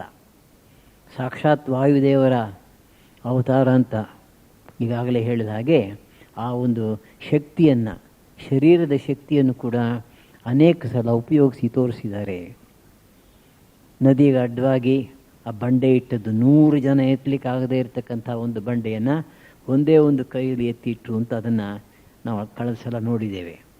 ಅದು ಕಟ್ಟುಕಥೆಯಲ್ಲ ಅನ್ನೋದಕ್ಕೆ ಅಲ್ಲಿ ಒಂದು ಶಿಲಾಶಾಸನ ಇದೆ. ಆ ಶಿಲಾಶಾಸನದ ಅದನ್ನು ಸ್ಪಷ್ಟವಾಗಿ ಬರೆದಿದೆ. ಅದನ್ನು ಕೂಡ ಕಳೆದ ಸಲ ಹೇಳಿತ್ತು. ಅದೇ ರೀತಿ ಜಟ್ಟಿಗಳನ್ನು ಸೋಲಿಸಿದ್ದು ಇತ್ಯಾದಿ ಅನೇಕ ಘಟನೆಗಳನ್ನು ಅವ್ರ ಜೀವನದಲ್ಲಿ ಕಾಣ್ತೇವೆ. ದೇಹಬಲ, ಬುದ್ಧಿಬಲ, ವಾಕ್ಚಾತುರ್ಯ, ಎಲ್ಲಕ್ಕಿಂತಲೂ ಹೆಚ್ಚಾಗಿ ಅಸೀಮ ಭಕ್ತಿ ಎಲ್ಲವನ್ನು ಕೂಡ ಅವರ ವ್ಯಕ್ತಿತ್ವದಲ್ಲಿ ಕಾಣಬಹುದು. ವೈದಿಕ ಯಜ್ಞಯಾಗಾದಿಗಳನ್ನು ನಾವು ಈಗಲೂ ಕೂಡ ಕಾಣ್ತೇವೆ. ಅಪರೂಪ ಆದರೂ ಕೂಡ ಉಂಟು. ಬಹುಶಃ ಒಂದು 4-5 ವರ್ಷಗಳ ಕೆಳಗೆ ಇಲ್ಲಿಯೇ ಹತ್ತಿರದಲ್ಲಿ ಒಂದು ಸಂಸ್ಥೆಯಲ್ಲಿ ಆಗಿತ್ತು ಸೋಮಯಾಗ. ಅಂತಹ ಯಜ್ಞಗಳಲ್ಲಿ ಹಿಂದೆ ಪಶು ಹಿಂಸೆಯನ್ನು ಮಾಡ್ತಾಯಿದ್ರು. ನಾವೆಲ್ಲ ಓದ್ತೇವೆ ಅಶ್ವಮೇಧ ಯಾಗ, ರಾಜಸೂಯ ಯಾಗ ಅಂದ್ಬಿಟ್ಟು. ಅದನ್ನು ಯಾವ ರೀತಿ ಮಾಡ್ತಾರೆ ಅನ್ನೋದನ್ನು ನೀವು ಹಿಸ್ಟ್ರಿ ಆಫ್ ಧರ್ಮಶಾಸ್ತ್ರ ಅಂತ ಪುಸ್ತಕದಲ್ಲಿ ವಿಸ್ತಾರವಾಗಿ ಕಾಣ್ತೀವಿ. ಅನೇಕ ಪ್ರಾಣಿಗಳನ್ನು ಆ ಸಮಯದಲ್ಲಿ ಕೊಲ್ತಾ ಇದ್ದರು. ಅಶ್ವಮೇಧ ಯಾಗದಲ್ಲಿ ಆ ಕುದುರೆಯನ್ನೇ ಬಲಿ ಕೊಡ್ತಾ ಇದ್ದರು. ಬೇರೆ ಯಾಗಗಳಲ್ಲಿ ಬೇರೆ ಪ್ರಾಣಿಗಳನ್ನು ಕೂಡ ಕೊಡ್ತಾ ಇದ್ದರು. ಅಹಿಂಸಾ ಪರಮೋ ಧರ್ಮ ಅಂತ ಹೇಳಿದ ನಮ್ಮ ಋಷಿಗಳೇ ಏನು ಮಾಡಿದ್ರು, ತೀರ್ಥೇಭ್ಯೋ ಅನ್ಯತ್ರ ಅಂತ ಹೇಳಿಬಿಟ್ರು. ಅಹಿಂಸೆ ಪರಮಧರ್ಮ ಸರಿ, ಆದರೆ ಯಜ್ಞಯಾಗಾದಿಗಳಲ್ಲಿ ಮಾತ್ರ ಅದರಿಂದ ಏನೂ ತೊಂದರೆ ಆಗಲ್ಲ. ಯಾವ ಪ್ರಾಣಿನ ನಾವು ಬಲಿ ಕೊಡ್ತೀವೋ ಆ ಪ್ರಾಣಿ ನೇರವಾಗಿ ಸ್ವರ್ಗಕ್ಕೆ ಹೋಗುತ್ತೆ, ಮುಂದಿನ ಜನ್ಮದಲ್ಲಿ ಮನುಷ್ಯನಾಗಿ ಹುಟ್ಟುತ್ತೆ ಅಂತ ಹೇಳ್ತಾ ಇದ್ದರು. ಅದು ನಿಜವೋ ಸುಳ್ಳೋ ನಮಗಂತೂ ಗೊತ್ತಿಲ್ಲ. ಒಟ್ಟಿನಲ್ಲಿ ಯಾರೂ ಕೂಡ ಯಜ್ಞಯಾಗಾದಿಗಳಲ್ಲಿ ಈ ಪ್ರಾಣಿ ಬಲಿಯನ್ನು ಒಪ್ಪೋದಿಲ್ಲ ಬುದ್ಧಿವಂತರಾಗಿರ್ತಕ್ಕಂಥವ್ರು. ಮಧ್ವಾಚಾರ್ಯ ಏನು ಮಾಡೋದು, ನಿಲ್ಲಿಸಿದ್ರು. ಆದರೆ ಮಂತ್ರಗಳಿರೋದ್ರಿಂದ ಏನು ಮಾಡಬೇಕು, ಪಿಷ್ಟ ಪಶು ಅಂತ ಹೇಳಿದರು. ಅಕ್ಕಿ ಹಿಟ್ಟು, ಗೋಧಿ ಹಿಟ್ಟು, ಮೈದಾ ಹಿಟ್ಟು, ಇವುಗಳಲ್ಲಿ ಆ ಪ್ರಾಣಿ ಹಾಗೆ ಒಂದು ಆಕೃತಿಯನ್ನು ತಯಾರಿಸಿ ಅದನ್ನು ಬಲಿ ಕೊಟ್ಟಾಗ ಮಾಡಿದ್ರು. ನಮ್ಮಲ್ಲಿ ದುರ್ಗಾ ಪೂಜೆ ಮಾಡ್ತೀವಿ. ದುರ್ಗಾ ಪೂಜೆಯಲ್ಲಿ ಒಂದು ಸಂಧಿ ಪೂಜೆ ಅಂತ ಉಂಟು.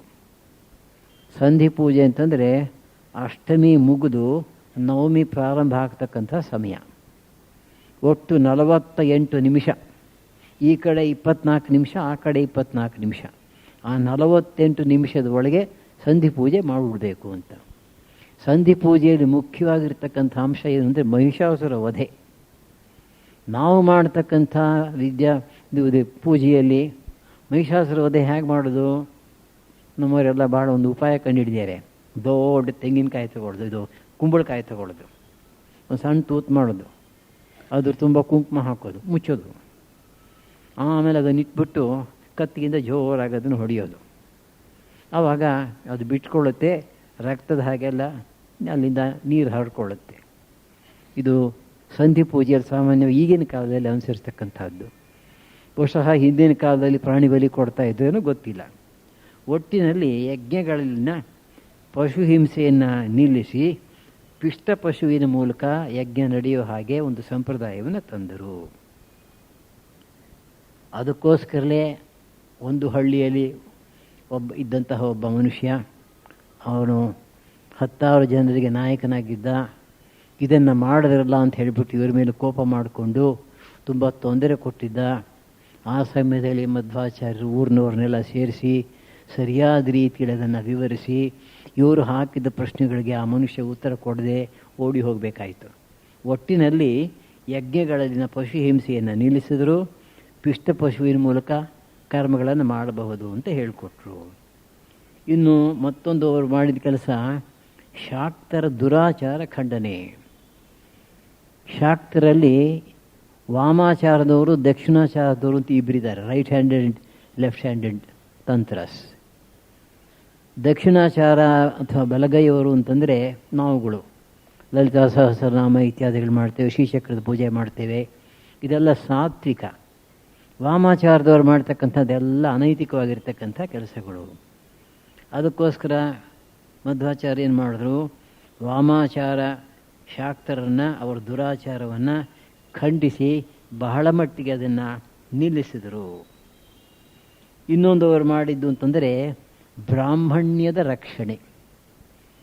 ಈಗಿನ ಕಾಲದಲ್ಲಿ ನಾವು ಸಾಮಾನ್ಯವಾಗಿ ಈ ಬ್ರಾಹ್ಮಣ ಅನ್ನೋ ಶಬ್ದವನ್ನು ಜಾತಿ ದೃಷ್ಟಿಯಿಂದ ನೋಡ್ತೇವೆ. ಆದರೆ ಭಗವದ್ಗೀತೆಯಲ್ಲಿ ಕೃಷ್ಣ ಹೇಳೋ ಹಾಗೆ ಈ 4 ವರ್ಣಗಳು ಜಾತಿಗಳಲ್ಲದು. ಈ ವರ್ಣಗಳು ಕೂಡ ಕರ್ಮ ಮತ್ತು ಸ್ವಭಾವ ಅದಕ್ಕೆ ತಕ್ಕಂತೆ ಬರೋದು ಭಗವಂತ ಮಾಡಿರ್ತಕ್ಕಂಥ ವ್ಯವಸ್ಥೆ ಅದು. ಇದರಲ್ಲಿ ಬ್ರಾಹ್ಮಣ್ಯದ ರಕ್ಷಣೆ ಅಂತಂದರೆ ಒಬ್ಬ ಆದರ್ಶ ಬ್ರಾಹ್ಮಣ ಯಾವ ರೀತಿ ಇರಬೇಕೋ, ಅವನು ಯಾವ ರೀತಿ ನಡ್ಕೋಬೇಕೋ, ಯಾವ ರೀತಿ ಜೀವನ ಅವನಿಗೆ ಇರಬೇಕೋ ಅದನ್ನು ಉಪದೇಶ ಮಾಡಿ ಅವರ ಸರಿದಾರಿಗೆ ತಂದರು. ಸ್ವಾಮಿ ವಿವೇಕಾನಂದರು ಹೇಳ್ತಾರೆ ಒಂದು ಕಡೆ, ಏನು ಅಂದರೆ ಇಡೀ ಸಮಾಜವನ್ನು ಬ್ರಾಹ್ಮಣನ ಮಟ್ಟಕ್ಕೆ ಏರಿಸಬೇಕು ಅಂತಾರೆ. ಬ್ರಾಹ್ಮಣ್ಯ ಅನ್ನೋದೊಂದು ಆದರ್ಶ, ಸ್ಪಿರಿಚುವಲ್ ಐಡಿಯಲ್. ಅದು ಸಿಂಪಲ್ ಲಿವಿಂಗ್, ಹೈ ಥಿಂಕಿಂಗ್ ಅಂತ ಹೇಳ್ತೀವಿ. ಆ ಒಂದು ಆದರ್ಶಕ್ಕೆ ಇಡೀ ಸಮಾಜವನ್ನು ಮೇಲಕ್ಕೆ ಎತ್ತಬೇಕು. ಅದು ಮಾಡಬೇಕಾಗಿರ್ತಕ್ಕಂಥ ಕೆಲಸ ಒಂದೇ ಸಲ ಮಾಡಲಿಕ್ಕಾಗಲ್ಲ, ಕಾಲಕ್ರಮೇಣ ಮಾಡಬೇಕಾಗತ್ತೆ. ಮಧ್ವಾಚಾರ್ಯ ಆ ಕೆಲಸವನ್ನು ಮಾಡಿದ್ರು. ಈಗ ಎಷ್ಟೋ ಜನ ಜಾತಿಯಿಂದ ಬ್ರಾಹ್ಮಣರಾಗಿರ್ತಕ್ಕಂಥವರು ನಾನು ಕೇಳಿದ್ದು ಅಮೆರಿಕಕ್ಕೆ ಹೋದ್ಮೇಲೆ ಗೋಮಾಂಸ ತಿಂತಾರೆ ಅಂತ. ಜಾಸ್ತಿ ಇಲ್ಲದೆ ಇರ್ಬೋದು ಅವರ ಸಂಖ್ಯೆ, ಆದರೆ ಅಷ್ಟರಿಂದಲೇ ಅವರು ಹಿಂದೂ ಧರ್ಮವನ್ನು ಸುಲಭವಾಗಿ ನಾಶ ಮಾಡಬಹುದು ಅಂತ ಇಟ್ಕೊಳ್ಳಿ. ಅವ್ರನ್ನ ಚಂಡಾಲರ ಗುಂಪಿಗೆ ಸೇರಿಸ್ಬೇಕಾಗತ್ತೆ ನಾವು. ಅಂದಮೇಲೆ ಬ್ರಾಹ್ಮಣನಾಗಿರ್ತಕ್ಕಂಥವನು ಒಂದು ಸಮಾಜದ ಆದರ್ಶವಾದ್ದರಿಂದ ಬ್ರಾಹ್ಮಣ್ಯವನ್ನು ರಕ್ಷಣೆ ಮಾಡಿದ್ರೆ ಧರ್ಮವನ್ನು ರಕ್ಷಣೆ ಮಾಡಿದಂಗೆ ಆಗುತ್ತೆ. ಆ ದೃಷ್ಟಿಯಿಂದ ಅವರು ಬ್ರಾಹ್ಮಣ್ಯವನ್ನು ಎತ್ತಿ ಹಿಡಿದರು. ಇನ್ನೂ ಒಂದು ಅವರು ಮಾಡಿದಂಥ ಕೆಲಸ ದೇವಾಲಯಗಳ ಸ್ಥಾಪನೆ. ಹಳೆಯ ದೇವಾಲಯಗಳನ್ನು ಜೀರ್ಣೋದ್ಧಾರ ಮಾಡಿದ್ದು, ದೇವಾಲಯ ಇಲ್ಲದೇ ಇರೋ ಕಡೆ ದೇವಾಲಯಗಳನ್ನು ಕಟ್ಟಿಸಿದ್ದು, ಅದನ್ನು ಕೂಡ ನಾವು ಅವ್ರ ಜೀವನದಲ್ಲಿ ಕಾಣ್ತೇವೆ. ಕಡೆಯದಾಗಿ ಬಹಳ ಮುಖ್ಯವಾಗಿರ್ತಕ್ಕಂಥ ಮತ್ತೊಂದು ಅಂಶ ಪರ್ಯಾಯ ಪದ್ಧತಿ. 8 ಮಠಗಳನ್ನು ಮಾಡಿ ತಮ್ಮ 8 ಜನ ಸನ್ಯಾಸಿ ಶಿಷ್ಯರನ್ನ ಆ ಮಠಗಳಿಗೆ ಮುಖ್ಯಸ್ಥರನ್ನಾಗಿ ಮಾಡಿ ಕೂಡಿಸಿದ್ರು. ಶ್ರೀಕೃಷ್ಣ ಪರಮಾತ್ಮನ ಪೂಜೆಯನ್ನು ಅವ್ರಿಗೆ ವಹಿಸಿದ್ರು. ಪ್ರಾರಂಭದಲ್ಲಿ ಅದಿದ್ದದ್ದು 2 ತಿಂಗಳು, 2 ತಿಂಗಳು ಇವರು ಮಾಡ್ತಾರೆ, ಇನ್ನೆರಡು ತಿಂಗಳು ಅವರು, ಹೀಗೆ ಪರ್ಯಾಯ ಪದ್ಧತಿ.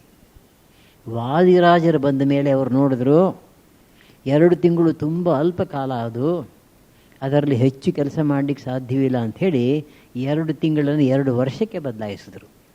ಮುಂದೆ ನಾನು ವಾದಿರಾಜರ ಜೀವನ ಚರಿತ್ರೆಯನ್ನು ವಿಸ್ತಾರವಾಗಿ ಮಾಡುವಾಗ ಅದರ ಬಗ್ಗೆ ಹೇಳ್ತೇನೆ. 2 ತಿಂಗಳಿನಿಂದ 2 ವರ್ಷಕ್ಕೆ ಏರಿಸಿದ್ರು. ಈ ಪರ್ಯಾಯ ಪದ್ಧತಿಯಿಂದ ಏನಾಯಿತು ಅಂತಂದರೆ, ಪ್ರತಿಯೊಬ್ಬ ಮಠಾಧಿಪತಿಗೂ ಕೂಡ ಶ್ರೀಕೃಷ್ಣ ಪರಮಾತ್ಮನ ಪೂಜೆಯನ್ನು ಮಾಡ್ತಕ್ಕಂಥ ಒಂದು ಅವಕಾಶ ಸಿಕ್ತು.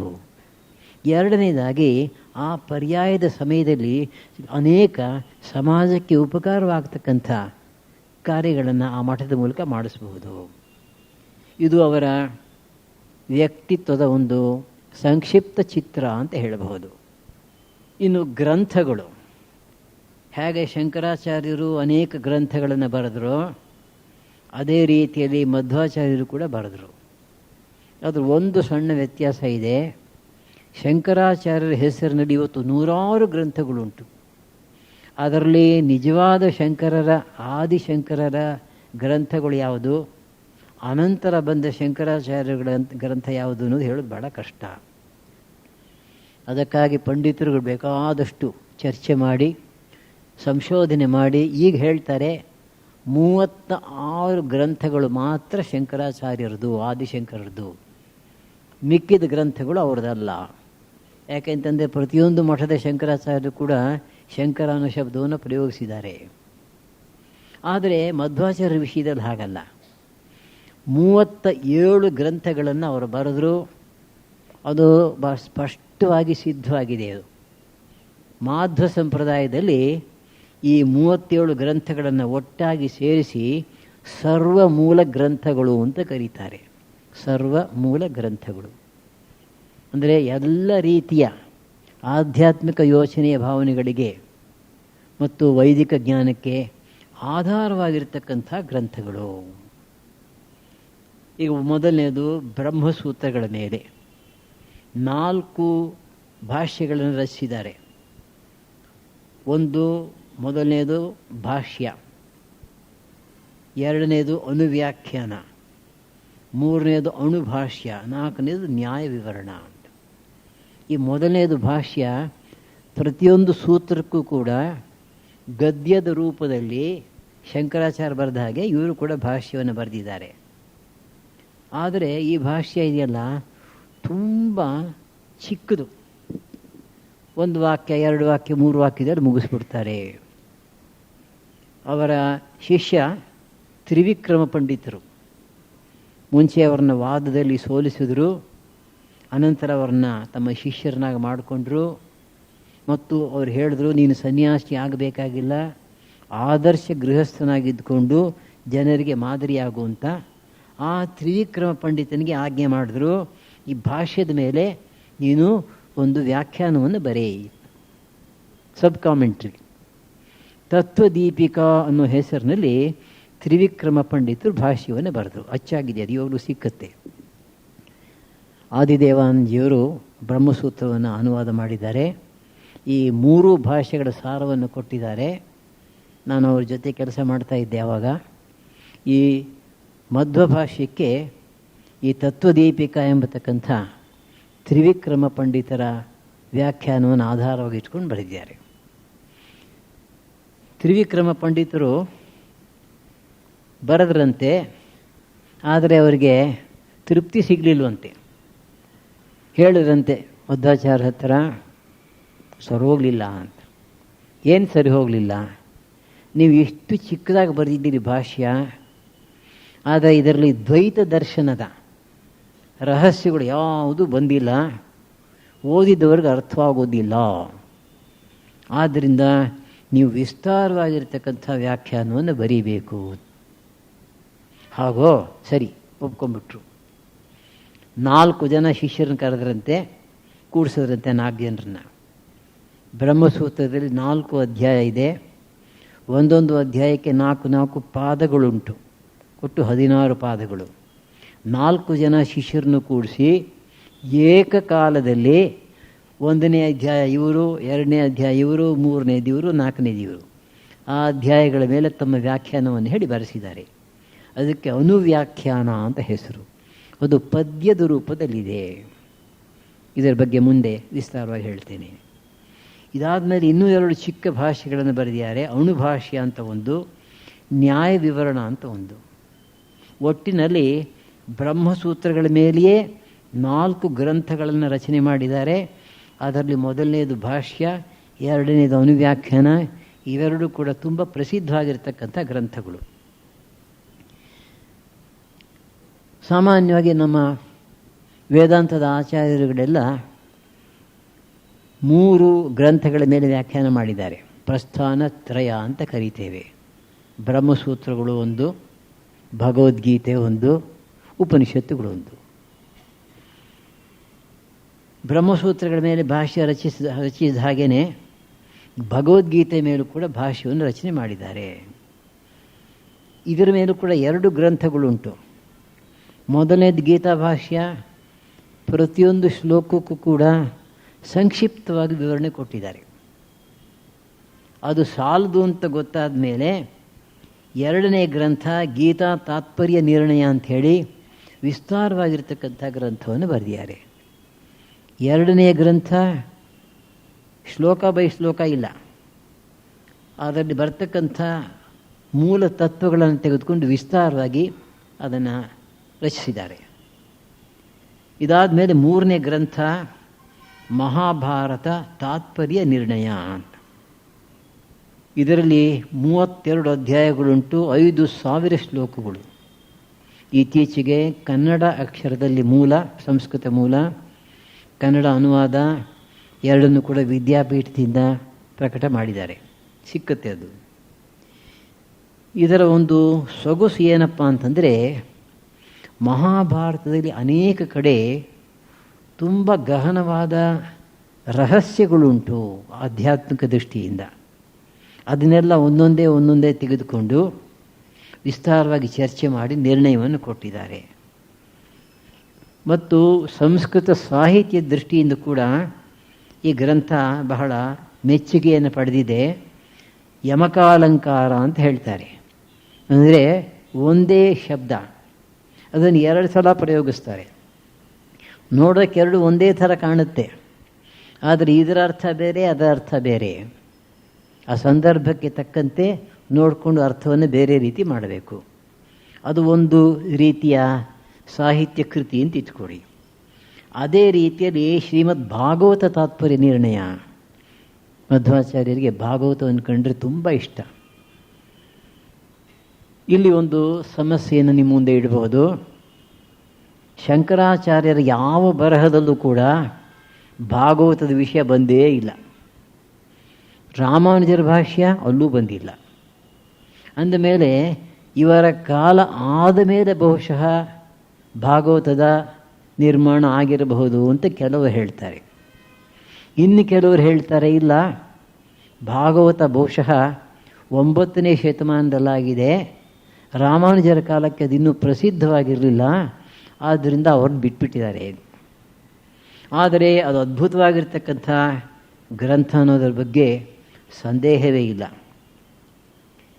ಹೀಗೆ ಭಾಗವತ ತಾತ್ಪರ್ಯ ನಿರ್ಣಯ ಅನ್ನೋ ಗ್ರಂಥದಲ್ಲಿ ಭಾಗವತದಲ್ಲಿ ಬರ್ತಕ್ಕಂತಹ ಅನೇಕ ವಿಷಯಗಳನ್ನು ವಿಸ್ತಾರವಾಗಿ ವರ್ಣಿಸಿದ್ದಾರೆ.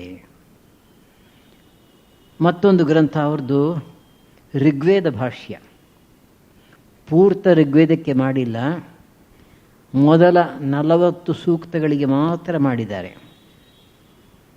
64 ಅಧ್ಯಾಯಗಳಲ್ಲಿ ಮೊದಲನೇ 3 ಅಧ್ಯಾಯದಲ್ಲಿ ಬರ್ತಕ್ಕಂಥ ಸೂಕ್ತಗಳಿಗೆ ಮಾತ್ರ ಮಾಡಿದ್ದಾರೆ. ಒಂದು ಸ್ಯಾಂಪಲ್ ಇದ್ದ ಹಾಗೆ. ಅದು ಯಾತಕ್ಕೋಸ್ಕರ ಮಾಡಿದ್ರು ಅಂತ ಹೇಳಿದರೆ, ಜನ ಏನು ತಿಳ್ಕೊಂಡಿದ್ದಾರೆ, ವೇದಗಳಲ್ಲಿ ವಿಶೇಷವಾಗಿ ಋಗ್ವೇದದಲ್ಲಿ ಬರ್ತಕ್ಕಂಥ ವಿಷಯಗಳಲ್ಲಿ ಯಜ್ಞಯಾಗಾದಿಗಳಿಗೆ ಸಂಬಂಧಪಟ್ಟಂಥ ವಿಚಾರವೇ ಹೆಚ್ಚು ಅಂತ. ಹಾಗಲ್ಲ ಅಂತ ತೋರಿಸಲಿಕ್ಕೆ ಇದನ್ನು ಭಾಷೆ ಬರೆದಿದ್ದಾರೆ ಅವರು. ಪ್ರತಿಯೊಂದು ಋಗ್ವೇದದ ಮಂತ್ರಕ್ಕೂ ಕೂಡ ಆಧ್ಯಾತ್ಮಿಕ ದೃಷ್ಟಿಯಿಂದ ಅರ್ಥವನ್ನು ಕೊಡಬಹುದು, ಅದನ್ನು ಮನಸ್ಸಿನಲ್ಲಿ ಇಟ್ಕೊಂಡು ವ್ಯಾಖ್ಯಾನ ಬರೆದಿದ್ದಾರೆ. ಇವತ್ತಿಗೂ ಕೂಡ ಅದು ಪ್ರಸಿದ್ಧವಾಗಿರ್ತಕ್ಕಂಥ ಭಾಷ್ಯ. ಪೂರ್ಣವಾಗಿಲ್ಲದೆ ಹೋದರೂ ಕೂಡ ಬರೆದಿರ್ತಕ್ಕಂಥ ಅಷ್ಟನ್ನೇ ನಾವು ಬಹಳ ಉಪಯುಕ್ತವಾಗಿ ಭಾವಿಸಬಹುದು. ಇದಾದ ಮೇಲೆ ದಶೋಪನಿಷತ್ತುಗಳ ಮೇಲೆ ಭಾಷ್ಯ, ಇದೆಲ್ಲ ಅಚ್ಚಾಗಿದೆ. 10 ಉಪನಿಷತ್ತುಗಳ ಮೇಲೆ ಹೇಗೆ ಶಂಕರಾಚಾರ್ಯ ಭಾಷ್ಯ ಬರೆದಿದ್ದಾರೋ ಹಾಗೆ ಮಧ್ವಾಚಾರ್ಯರು ಕೂಡ ಬರೆದಿದ್ದಾರೆ. ಇದರಲ್ಲಿ ಅವರಿಗೆ ಐತರೇಯ ಉಪನಿಷತ್ತು ಕಂಡ್ರೆ ತುಂಬ ಇಷ್ಟವಾಗಿತ್ತು. ಅದರ ಮೇಲೆ ಭಾಳ ವಿಸ್ತಾರವಾಗಿ ವ್ಯಾಖ್ಯಾನ ಬರೆದಿದ್ದಾರೆ. ಅದರ ಮುಂದಿನ ಭಾಗ ದಶ ಪ್ರಕರಣಗಳು. ಪ್ರಕರಣ ಅಂತಂದರೆ ಒಂದು ವಿಷಯಕ್ಕೆ ಸಂಬಂಧಪಟ್ಟಂತಹ ಎಲ್ಲ ಮಾಹಿತಿಯನ್ನು ಸಂಗ್ರಹವಾಗಿ ಹೇಳ್ತಕ್ಕಂಥದ್ದು. ಎಲಿಮೆಂಟ್ರಿ ಟೆಕ್ಸ್ಟ್ ಬುಕ್ ಅಂತ ಬೇಕಾದ್ರೆ ಹೇಳ್ಬೋದು. ಶಂಕರಾಚಾರ್ಯರು ಕೂಡ ಪ್ರಕರಣ ಗ್ರಂಥಗಳನ್ನು ರಚನೆ ಮಾಡಿದ್ದಾರೆ. ವಿವೇಕ ಚೂಡಾಮಣಿ, ಆತ್ಮಬೋಧ ಇತ್ಯಾದಿ. ಮಧ್ವಾಚಾರ್ಯರು 10 ಪ್ರಕರಣ ಗ್ರಂಥಗಳನ್ನು ರಚಿಸಿದ್ದಾರೆ. ಇದರಲ್ಲಿ ಒಂದೊಂದು ಪ್ರಕರಣ ಗ್ರಂಥ ಒಂದೊಂದು ವಿಶೇಷ ವಿಷಯವನ್ನು ತೆಗೆದುಕೊಂಡು ಚರ್ಚೆ ಮಾಡಿಕೊಂಡು ಹೋಗಿದೆ. ತತ್ವಸಂಖ್ಯಾನ, ತತ್ವವಿವೇಕ ಇತ್ಯಾದಿ. ಇದರಲ್ಲಿ ಒಂದು ಗ್ರಂಥದ ವಿಷಯವನ್ನು ಹೇಳಬೇಕು. ವಿಷ್ಣು ತತ್ವ ವಿನಿರ್ಣಯ ಅಂತ ಹೇಳ್ತಾರೆ. ತುಂಬ ವಿಸ್ತಾರವಾಗಿರ್ತಕ್ಕಂಥ ಗ್ರಂಥ. ದ್ವೈತ ವೇದಾಂತವನ್ನು ಯಾರಾದರೂ ಅಧ್ಯಯನ ಮಾಡಬೇಕು ಅಂತಿದ್ದರೆ ಅವ್ರಿಗೆ ಸ್ಟ್ಯಾಂಡರ್ಡ್ ಟೆಕ್ಸ್ಟ್ ಬುಕ್ ಅಂದರೆ ಈ ಪುಸ್ತಕ ವಿಷ್ಣು ತತ್ವ ವಿನಿರ್ಣಯ. ನಮ್ಮ ಮೈಸೂರಿನ ಆಶ್ರಮದಿಂದ ಪ್ರಕಟಿತವಾಗಿದೆ ಅದು. ಅದರಲ್ಲಿ ಮುಖ್ಯವಾಗಿ ಅದ್ವೈತದ ಮಾಯಾವಾದದ ಖಂಡನೆ ಉಂಟು ಮತ್ತು ಇತರ ವಿಷಯಗಳನ್ನು ಕೂಡ ತಂದಿದ್ದಾರೆ. ಇದಾದ ಮೇಲೆ ತಂತ್ರಸಾರ ಎಂಬತಕ್ಕಂಥ ಮತ್ತೊಂದು ಗ್ರಂಥ. ಇದರಲ್ಲಿ ಓಂಕಾರ ಮೊದಲಾದಂತಹ ಮಂತ್ರಗಳ ಸ್ವರೂಪ, ದೇವರ ಪೂಜೆ ಮಾಡ್ತಕ್ಕಂಥ ಕ್ರಮ, ದೇವಾಲಯವನ್ನು ಯಾವ ರೀತಿ ನಿರ್ಮಾಣ ಮಾಡಬೇಕು, ಪ್ರತಿಷ್ಠಾ ವಿಧಿ ಯಾವ ರೀತಿ ಇರಬೇಕು, ವಿವಿಧ ಮಂತ್ರಗಳು ಜಪಕ್ಕೆ ಉಪಯೋಗಿಸ್ತಕ್ಕಂಥದ್ದು, ಧ್ಯಾನ ಮಾಡ್ತಕ್ಕಂಥ ಪದ್ಧತಿ, ಇದನ್ನೆಲ್ಲ ಕೊಟ್ಟಿದ್ದಾರೆ. ಅದರ ಮುಂದಿನ ಗ್ರಂಥ ಸದಾಚಾರ ಸ್ಮೃತಿ. ಇದರಲ್ಲಿ ನಿತ್ಯ ಕರ್ಮಗಳ ಬಗ್ಗೆ ವಿವರಣೆ ಉಂಟು.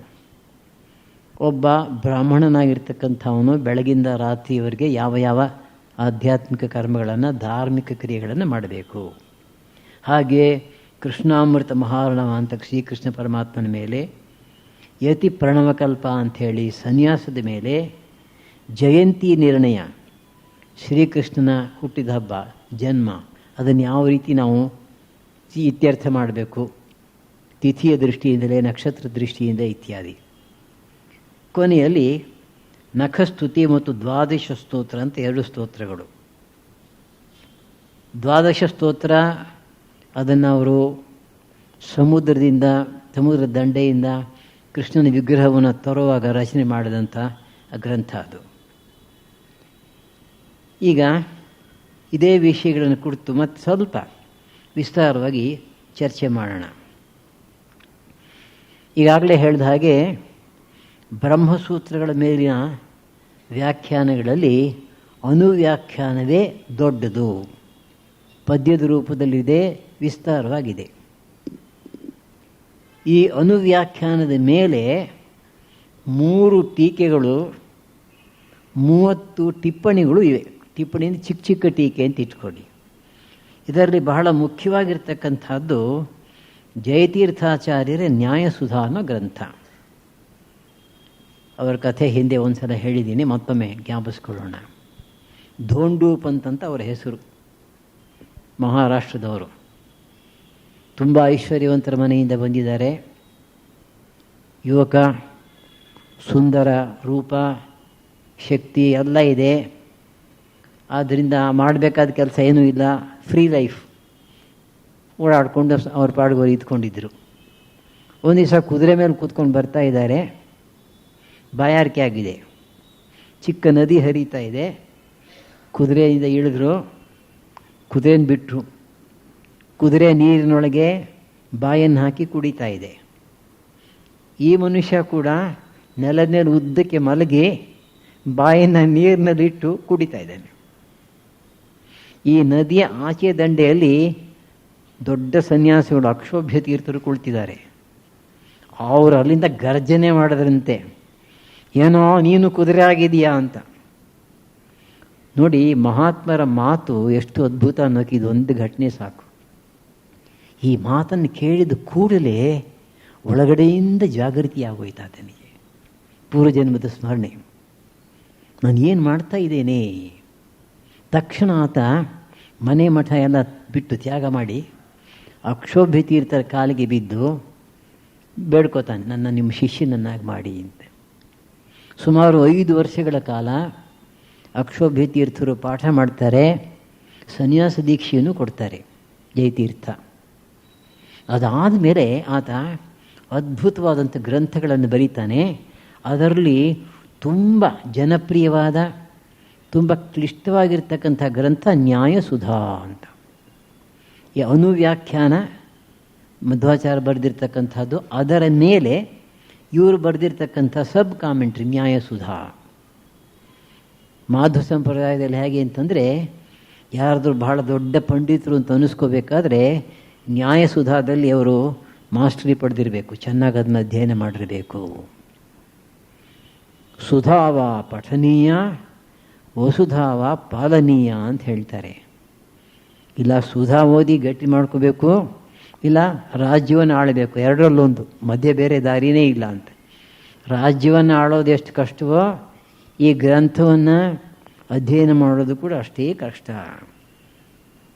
ಮುಂದೆ ವಿಜಯದಾಸರ ಜೀವನ ಚರಿತ್ರೆಯಲ್ಲಿ ಬರ್ತಕ್ಕಂಥ ಘಟನೆ ಆಮೇಲೆ ಹೇಳ್ತೇನೆ. ಆದರೆ ಇಷ್ಟನ್ನು ಹೇಳಬಹುದು, ನ್ಯಾಯಸುಧಾ ಬಹಳ ತರ್ಕಪೂರಿತವಾಗಿರ್ತಕ್ಕಂಥ ಗ್ರಂಥ, ಬಹಳ ಕಷ್ಟವಾಗಿರ್ತಕ್ಕಂಥ ಗ್ರಂಥ. ವಿಶೇಷವಾಗಿ ಅದ್ವೈತದ ಖಂಡನೆ ಉಂಟದರೊಳಗೆ. ಇದಕ್ಕೆ ವಿರುದ್ಧವಾಗಿ ಆಮೇಲೆ ಬಂದಂಥ ಮಧುಸೂದನ ಸರಸ್ವತಿಗಳು ಅದ್ವೈತ ಸಿದ್ಧಿ ಅಂತ ಒಂದು ಗ್ರಂಥವನ್ನು ಬರೆದರು. ಹಳೆ ಕಾಲದಲ್ಲಿ ಒಂದಕ್ಕೊಂದು ಹೋಗ್ತಾ ಇತ್ತು ಅಂತ ಇಟ್ಕೊಳ್ಳಿ. ಇತ್ತೀಚೆಗೆ ನಡೆದಂಥ ಘಟನೆ, ವೇದಾಂತ ದೇಶಿಕರು ಶತದೂಷಣಿ ಅಂತ ಒಂದು ಗ್ರಂಥ ಬರೆದಿದ್ದಾರೆ. ಅದ್ವೈತ ವೇದಾಂತದ ಮೇಲೆ 100 ಅಬ್ಜೆಕ್ಷನ್ಸ್ ಅಂತ. ಶತದೂಷಣಿ, 100 ದೋಷಗಳನ್ನು ತೋರಿಸ್ತೇವೆ ಅಂತ. 100 ಸಿಕ್ಕಿದ 66 ಸಿಕ್ಕಿದೆ ಅಂತ ಇಟ್ಕೊಳ್ಳಿ. ಸರಿ, ತಿರುಪತಿನಲ್ಲಿ ಒಬ್ಬರು ಪಂಡಿತರಿದ್ದರು, ಅವ್ರಿಗೆ ಸುಮ್ಮನಿರ್ಲಿಕ್ಕಾಗಲ್ಲ, ಮೊನ್ನೆಯವರು. ಅವ್ರೇನು ಮಾಡಿದ್ರು, ಶತಭೂಷಣಿ ಅಂತ ಬರೆದರು. ಅದು ಇವರು ಅದ್ವೈತ ಪಂಡಿತರು ಶತಭೂಷಣಿ ಅಂತ ಬರೆದ್ರು. ಅದಕ್ಕೆ ವಿರುದ್ಧವಾಗಿ.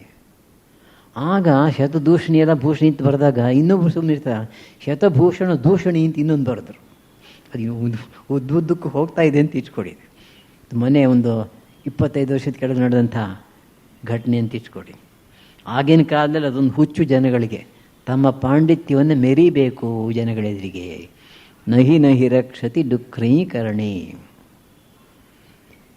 ವಿಜಯತೀರ್ಥರ ನ್ಯಾಯಸುಧಾ ಅದ್ಭುತವಾಗಿರ್ತಕ್ಕಂಥ ಗ್ರಂಥ, ಅಲ್ಟಿಮೇಟ್ ವರ್ಕ್ ಇನ್ ದ್ವೈತ ವೇದಾಂತ ಅಂತ ಹೇಳಬಹುದು.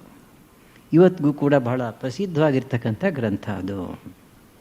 ಇನ್ನು ಗೀತಾಭಾಷ್ಯ ಬಹಳ ಚಿಕ್ಕದಾಗಿದ್ದರಿಂದ ಗೀತಾ ತಾತ್ಪರ್ಯ ನಿರ್ಣಯ ಅಂತ ಹೇಳಿ 1300 ಶ್ಲೋಕಗಳಲ್ಲಿ ಭಗವದ್ಗೀತೆಯಲ್ಲಿ ಬರ್ತಕ್ಕಂಥ ಎಲ್ಲ ಯೋಚನೆ ಭಾವನೆಗಳನ್ನು ತೆಗೆದುಕೊಂಡು ವಿಸ್ತಾರವಾಗಿ ರಚನೆ ಮಾಡಿದ್ದಾರೆ.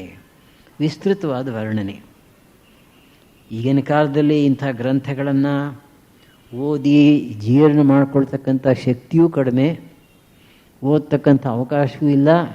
ಓದಿದ್ರೆ ಏನು ಪ್ರಯೋಜನವೂ ಆಗೋಲ್ಲ ಅಂತ ಹೇಳ್ಬೋದು. ಬೇಕಾದರೆ ಪರಮಹಂಸ ಮಾತನ್ನು ನಂಬೋ ಹಾಗಿದ್ದರೆ ಆಧ್ಯಾತ್ಮಿಕ ದೃಷ್ಟಿಕೋನದಿಂದ ಸಾಧನೆ ಮುಖ್ಯ, ಸಾಕ್ಷಾತ್ಕಾರ ಮುಖ್ಯ. ಯಾರೊಬ್ಬರು ತುಂಬ ವಾದ ಮಾಡ್ತಾಯಿದ್ರು 50 ವರ್ಷದ ಕೆಳಗೆ. ಯತೀಶ್ರಾಂತವ್ರನ್ನ ಚೆನ್ನಾಗಿ ಬೈದರು. ನಮ್ಮಲ್ಲಿ ಒಬ್ಬರು ಬ್ರಹ್ಮಚಾರಿಗಳಿಗೆ, have you had any experience? Get it first and then talk ಅಂದರು. Have you had any experience? Get it first and then talk. ಮಾತನಾಡೋದು ಭಾಳ ಸುಲಭ, ಆದರೆ ಅನುಭವ ಪಡೆಯೋದು ಬಹಳ ಕಷ್ಟ. ಇನ್ನು ಉಪನಿಷತ್ ಭಾಷ್ಯಗಳು, ಸಾಮಾನ್ಯವಾಗಿ ಉಪನಿಷತ್ ಭಾಷ್ಯಗಳು ಕೂಡ ಗಾತ್ರದಲ್ಲಿ ಚಿಕ್ಕದಾದ್ರೂ ಅರ್ಥದ ದೃಷ್ಟಿಯಿಂದ ಬಹಳ ಕಷ್ಟವಾಗಿರ್ತಕ್ಕಂಥದ್ದು ಮತ್ತು ತುಂಬ ಚೆನ್ನಾಗಿ ಮನಸ್ಸಿಗೆ ಹಿಡಿಸ್ತಕ್ಕಂಥದ್ದು. ಇದರಲ್ಲಿ ಒಂದು ವಿಶೇಷವನ್ನು ಕಾಣ್ತೇವೆ. ಮಧ್ವಾಚಾರ್ಯರ ಪ್ರಕಾರ ಉಪನಿಷತ್ತುಗಳೆಲ್ಲ ವೇದಗಳಲ್ಲಿ ಬರತಕ್ಕಂಥದ್ದು. ಪ್ರತಿಯೊಂದು ವೇದದ ಮಂತ್ರವನ್ನು ನಾವು ಹೇಳುವಾಗ ಋಷಿ, ದೇವತೆ, ಛಂದಸ್ಸು ಹೇಳ್ತೇವೆ. ನಮ್ಮ ಋಗ್ವೇದ ಸಂಹಿತೆ ಮೊದಲಾದ ಗ್ರಂಥಗಳನ್ನು ತಗೊಂಡು ನೋಡಿದ್ರೆ ನೀವು, ಅಥವಾ ತೈತ್ರಿಯ ಸಂಹಿತೆ, ಅದರಲ್ಲಿ ಪ್ರತಿಯೊಂದು ಮಂತ್ರಕ್ಕೂ ಕೂಡ ಋಷಿ, ದೇವತೆ, ಛಂದಸ್ಸು.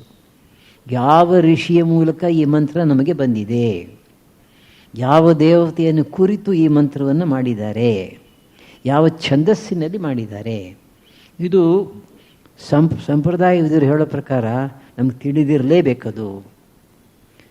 ಆ ದೃಷ್ಟಿಕೋನದಿಂದ ಉಪನಿಷತ್ತುಗಳನ್ನು ನೋಡಿ ಮಧ್ವಾಚಾರ್ಯರು ಪ್ರತಿಯೊಂದು ಉಪನಿಷತ್ತಿಗೂ ಕೂಡ ಋಷಿ, ದೇವತೆ, ಛಂದಸ್ಸುಗಳನ್ನು ಹೇಳಿದ್ದಾರೆ. ಇದು ಸಾಮಾನ್ಯ ಅಲ್ಲ. ವೇದದ ಮಂತ್ರಗಳು ಎಷ್ಟು ಮುಖ್ಯವೋ ಉಪನಿಷತ್ತುಗಳು ಕೂಡ ಅಷ್ಟೇ ಮುಖ್ಯ ಅಂತ. ಹಾಗೆ ಉಪನಿಷತ್ತುಗಳನ್ನು ವಿವರಿಸುವಾಗ ಇತಿಹಾಸ ಪುರಾಣಗಳ ಕಡೆಯಿಂದ ಕೂಡ ಶ್ಲೋಕಗಳನ್ನು ಉದ್ಧಾರ ಮಾಡಿದ್ದಾರೆ. ಶಂಕರಾಚಾರ್ಯರು ಮಾಡಿಲ್ಲ. ಶಂಕರಾಚಾರ್ಯರು ಏನು ಮಾಡ್ತಾರೆ ಅಂತಂದರೆ, ಶ್ರುತಿಗೆ ಸ್ಮೃತಿಯನ್ನು ಬೆರೆಸಬಾರದು. ವೇದಗಳೆಲ್ಲ ಶ್ರುತಿ. ಮಹಾಭಾರತ, ರಾಮಾಯಣ ಅಥವಾ ಗೀತೆ, ಇನ್ಯಾವುದಾದ್ರೂ ಒಂದು ಗ್ರಂಥ ತಗೊಳ್ಳಿ, ಅವೆಲ್ಲ ಸ್ಮೃತಿ, ಸೆಕೆಂಡ್ರಿ ಸ್ಕ್ರಿಪ್ಚರ್ಸ್. ಆದ್ದರಿಂದ ಪ್ರೈಮರಿ ಸ್ಕ್ರಿಪ್ಚರ್ಗೆ ಸೆಕೆಂಡ್ರಿ ಸ್ಕ್ರಿಪ್ಚರ್ ತರಬಾರ್ದು. ಆದರೆ ಮಧ್ವಾಚಾರ್ಯ ಹಾಗೆ ಮಾಡಿಲ್ಲ. ಎಲ್ಲೆಲ್ಲಿ ಅರ್ಥ ವಿವರಣೆಗೆ ಅವಕಾಶ ಇದೆಯೋ, ಬೇಕಾಗುತ್ತೋ ಅಲ್ಲೆಲ್ಲ ಅವರು ರಾಮಾಯಣ, ಮಹಾಭಾರತ, ಪುರಾಣಗಳು, ಹಾಗೆಯೇ ವೇದದಲ್ಲಿ ಬರತಕ್ಕಂಥ ಸಂಹಿತಾ ಭಾಗದಲ್ಲಿ ಬರ್ತಕ್ಕಂಥ ಬೇರೆ ಬೇರೆ ಮಂತ್ರಗಳು ಎಲ್ಲವನ್ನು ಕೊಟ್ಟಿದ್ದಾರೆ.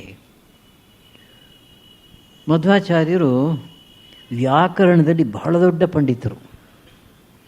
ನಾವೆಲ್ಲ ಸಾಮಾನ್ಯ ಕೇಳಿದ್ದೇವೆ ಪಾಣಿನಿಯ ವ್ಯಾಕರಣ, ಅಷ್ಟಾಧ್ಯಾಯಿ 8 ಅಧ್ಯಾಯಗಳಲ್ಲಿ ಬರುತ್ತೆ ಪಾಣಿನಿಯ ಗ್ರಾಮರ್ ಅಥವಾ ವ್ಯಾಕರಣ. ಆದರೆ ಪಾಣಿನಿಗಿಂತಲೂ ಹಿಂದೆ ದೊಡ್ಡ ದೊಡ್ಡ ವ್ಯಾಕರಣಕಾರರಿದ್ದರು. ಅದನ್ನು ಮಧ್ವಾಚಾರ್ಯ ಚೆನ್ನಾಗಿ ಅಧ್ಯಯನ ಮಾಡಿದರು. ಮಹಾವ್ಯಾಕರಣ ಅಂತ ಒಂದು ಗ್ರಂಥ, ವ್ಯಾಸ ನಿರುಕ್ತ ಅಂತ ಒಂದು ಗ್ರಂಥ, ಪಾಣಿನಿಗಿಂತ ಮುಂಚೆ ಬಂದಿರತಕ್ಕಂಥ ವ್ಯಾಕರಣಗಳು, ಅದನ್ನು ಕೂಡ ಅಧ್ಯಯನ ಮಾಡಿದರು. ನಮಗೆ ಅನ್ನಿಸ್ಬಹುದು, ಪಾಣಿನಿ ವ್ಯಾಕರಣ ಆದಮೇಲೆ ಇವುಗಳಿಂದ ಏನು ಪ್ರಯೋಜನ ಆಗುತ್ತೆ? ಇಲ್ಲ, ಅದನ್ನು ಬರೆದವರು ಕೂಡ ದೊಡ್ಡ ದೊಡ್ಡ ಪಂಡಿತರು. ಅವರು ಹೇಳಿರೋದು ಕೂಡ ಒಂದು ಬೆಲೆ ಉಂಟು ಅದಕ್ಕೆ. ಪಾಣಿನಿ ಕೂಡ ತಮ್ಮ ಗ್ರಂಥಗಳಲ್ಲಿ ಅದನ್ನು ಹೇಳ್ತಾರೆ. ಯಾತಕ್ಕೋಸ್ಕರ ಹೇಳಿದೆ ಈ ಮಾತು ಅಂತಂದರೆ, ಉಪನಿಷತ್ತಿನ ಯಾವುದೋ ಒಂದು ವಾಕ್ಯವನ್ನು ವಿವರಿಸಬೇಕು ಅಂತ ಇಟ್ಕೊಳ್ಳೋಣ. ವಿವರಿಸಬೇಕಾದ್ರೆ ಪಾಣಿನಿಯ ವ್ಯಾಕರಣದ ಮೂಲಕ ವಿವರಿಸಲಿಕ್ಕೆ ಸಾಧ್ಯವಿಲ್ಲ. ಯಾವುದೋ ಒಂದು ಅರ್ಥ ಬರಬೇಕಾಗಿದೆ, ಆ ಅರ್ಥ ಇದರಿಂದ ಬರಲ್ಲ. ಆದರೆ ಅಂತಹ ಅರ್ಥವನ್ನು ಕೊಡುವುದಕ್ಕೆ ಸಹಕಾರಿಯಾಗಿರ್ತಕ್ಕಂಥದ್ದು ಈ ಪಾಣಿನಿಗಿಂತ ಮುಂಚೆ ಬಂದಂಥ ವ್ಯಾಕರಣಗಳು. ನಾನು ಸುಮ್ಮನೆ ಹೇಳ್ತಾ ಇಲ್ಲ, ಪಾಣಿನಿಗಿಂತ ಮುಂಚೆ ಬರೆದಿರ್ತಕ್ಕಂಥ ವ್ಯಾಕರಣ ಇದು. ಈ ವ್ಯಾಕರಣದಲ್ಲಿ ಈ ರೀತಿ ಇದೆ, ಅದರ ನಿಯಮಗಳ ಪ್ರಕಾರ ಈ ಅರ್ಥವನ್ನು ಕೂಡ ಹೇಳುವುದು ಸಾಧ್ಯ ಅಂತ ತೋರಿಸಿದ್ದಾರೆ. ಎಲ್ಲ ಅದ್ಭುತವಾದಂತಹ ಪಾಂಡಿತ್ಯದ ಶಕ್ತಿ ಅಂತ ಇಟ್ಕೊಳ್ಳಿ. ಅಷ್ಟೇ ಅಲ್ಲ, ಉಪನಿಷತ್ತಿನ ಭಾಷೆಗಳಲ್ಲಿ ಬ್ರಹ್ಮಸೂತ್ರಗಳನ್ನು ಕೂಡ ಮಧ್ಯೆ ಮಧ್ಯೆ ತರ್ತಾರೆ. ಬ್ರಹ್ಮಸೂತ್ರಗಳಿರೋದೇ ಉಪನಿಷತ್ತುಗಳನ್ನು ವಿವರಿಸೋದಕ್ಕೋಸ್ಕರ. ಇಲ್ಲಿ ಒಂದು ಮಾತನ್ನು ನಾವು ಹೇಳಬೇಕಾಗತ್ತೆ. ಸಾಮಾನ್ಯವಾಗಿ ಉಪನಿಷತ್ತುಗಳಲ್ಲಿ ಅನೇಕ ಉಪದೇಶಗಳುಂಟು. ಅದರಲ್ಲಿ 4 ವಾಕ್ಯಗಳನ್ನು ಆರಿಸಿಕೊಂಡು ಮಹಾವಾಕ್ಯಗಳು ಅಂತ ಹೇಳ್ತಾರೆ. ಉಪನಿಷತ್ತಿನ ಮಹಾವಾಕ್ಯಗಳು. ಈ 4 ವಾಕ್ಯಗಳು ಹೇಗೆ ಆರಿಸಿದ್ದಾರೆ ಅಂತಂದರೆ, ಒಂದೊಂದು ವೇದದಿಂದ ಒಂದೊಂದು ಮಹಾವಾಕ್ಯ. ಋಗ್ವೇದ, ಯಜುರ್ವೇದ, ಸಾಮವೇದ, ಅಥರ್ವಣವೇದ. ಋಗ್ವೇದದಲ್ಲಿ ಒಂದು ಪ್ರಜ್ಞಾನ ಬ್ರಹ್ಮ ಅಂತ ಬರುತ್ತೆ. ಆಮೇಲೆ ಯಜುರ್ವೇದದಲ್ಲಿ ಅಹಂ ಬ್ರಹ್ಮಾಸ್ಮಿ ಅಂತ ಬರುತ್ತೆ. ಸಾಮವೇದದಲ್ಲಿ ತತ್ವಮಸಿ ಅಂತ ಬರುತ್ತೆ. ಇನ್ನೊಂದರಲ್ಲಿ ಪ್ರಜ್ಞಾನ ಬ್ರಹ್ಮ ಅಂತ ಬರುತ್ತೆ. ಇದೆಲ್ಲ ಅನಂತರ ಬಂದಂತಹ ವೇದಾಂತಿಗಳು ಹೇಳಿರೋ ಮಾತಿದು. ಈ ಮಹಾವಾಕ್ಯಗಳಲ್ಲಿ ತುಂಬ ಹೆಚ್ಚಾಗಿ ಚರ್ಚೆ ಮಾಡತಕ್ಕಂಥ ಮಹಾವಾಕ್ಯ ಅಂದರೆ ತತ್ವಮಸಿ. ಅಲ್ಲಿ ಆರುಣಿ ಶ್ವೇತಕೇತು ಎಂಬತಕ್ಕಂಥ ತನ್ನ ಮಗನಿಗೆ ಬ್ರಹ್ಮದ ಬಗ್ಗೆ ಉಪದೇಶ ಮಾಡ್ತಾ ಇದ್ದಾನೆ. ಆವಾಗ ಕೊನೆಯಲ್ಲಿ ಹೇಳ್ತಾನೆ, ಸ ಆತ್ಮ ತತ್ವಮಸಿ ಶ್ವೇತಕೇತು. 9 ಸಲ ಬರುತ್ತೆ ಆ ವಾಕ್ಯ ತತ್ವಮಸಿ ಅನ್ನೋದು. ಶ್ವೇತಕೇತುವೆ ತತ್ವಮಸಿ. ಈಗ ತತ್ವಮಸಿ ಅಂತಂದೇನು? ಸಾಮಾನ್ಯವಾಗಿ ಅದ್ವೈತ ವೇದಾಂತದಲ್ಲಿ ತತ್ ತ್ವಂ ಅಸಿ ಅಂತ 3 ಪದ ಮಾಡ್ಕೋತಾರೆ.